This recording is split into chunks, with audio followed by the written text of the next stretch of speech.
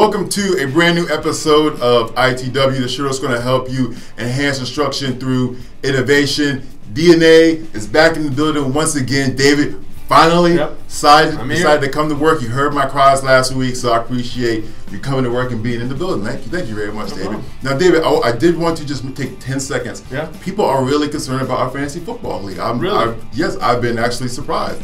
So I just want to take 10 seconds to update them. Here's a quick update on our fantasy football for those of you who actually have asked me these questions. David is currently in third place in his division. Time for second. Yeah, might not make the playoffs. I'm in first place. All I need is one more game. I'm in the playoffs, y'all. So that's kind of the update. I scored more points to him. I allowed less points to him. I'm just better. And I beat you head to head. Head to head. That's unnecessary. Whatever. Guys, anyways, today's episode, ITW, Chromebooks versus the iPad, Aubrey versus David. We're going to get down nitty-gritty each device. We're going to tell you which one we like the best. So make sure you guys check out this episode, iPad versus Chromebook.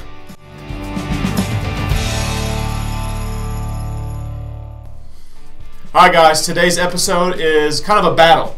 As you know, Aubrey and I probably don't agree on a lot of things. Aubrey doesn't agree on hair. I like hair.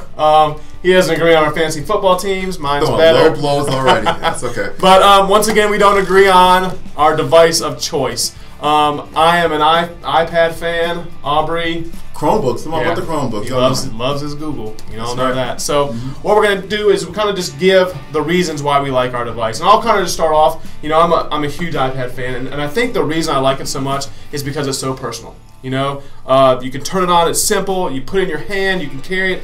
It's just a personal device that I think the students love. I think the teachers love it.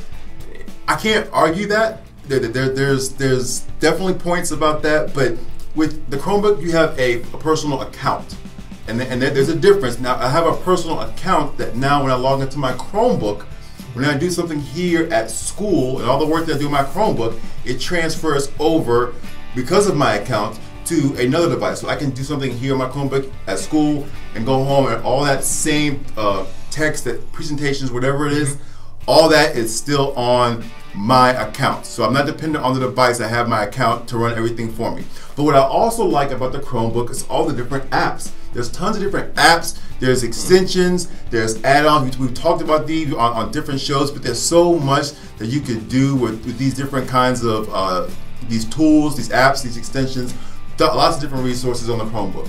Yeah, speaking of apps and resources, the iPad has the App Store. I don't know if you've heard of it before.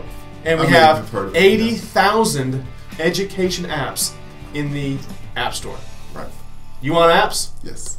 Got app? Got milk commercial? Yes. Got apps? We got apps, guys. We have 80,000 of them. You know, I have a lot of my favorites. We've gone over that before. Yes. We talked about our favorite apps. We have App of the Week. So apps are great.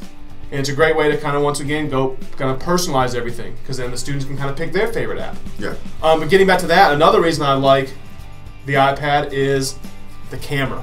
It has a front camera, it has a back camera, and this is just a phenomenal camera. We actually have used this a lot in recording our ITWs. That is very true. So, we're very dependent on our iPads to do a lot of our recording. Yeah. So the camera on these devices is phenomenal. Yes, it is, and that's true, and it does create some collaborative opportunities for students. But you really can't collaborate better than the way you can on a Chromebook. Because it doesn't have a back-facing camera, but it does have a camera on it, so you can do videos. I mean, it doesn't have all the functionality of the iPad, but you do have. We talked about the sharing tool, the sharing feature, the ability to collaborate on a project, on an application. It gives you that opportunity to do that. The Chromebook gives our students all different ways where collaboration can be possible. So I mean, collaboration is a great opportunity on the Chromebook. Because of all of the sharing and then all those kind of aspects of Google. You know what, Aubrey? I'm sitting here thinking about, and you're absolutely right. It's not even about these devices, though. It's not about the iPad. Right. It's not about the Chromebook. Right. It's not about the Revolve or the desktop or the classroom projection system. Yes. It's about learning. It's about student engagement. It is. It's about getting our students involved, getting them learning.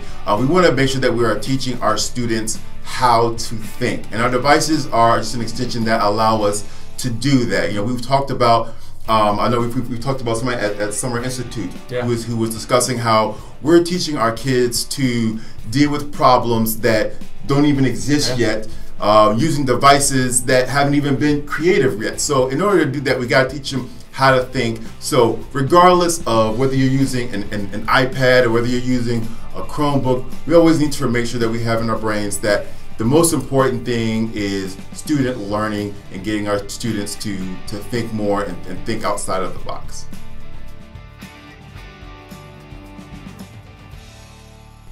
Well, that's going to do it for this week's edition of ITW.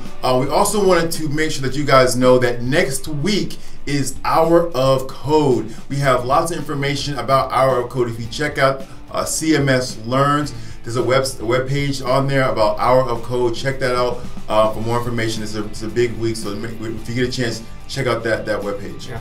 Guys, once again, like we always say, hit us up on Twitter. Our handle is @CMS at the core. Or remember, you can email us at cln@cms.k12.nc.us. Thanks again for tuning in, guys, and make sure you check us out again next week for another edition of ITW.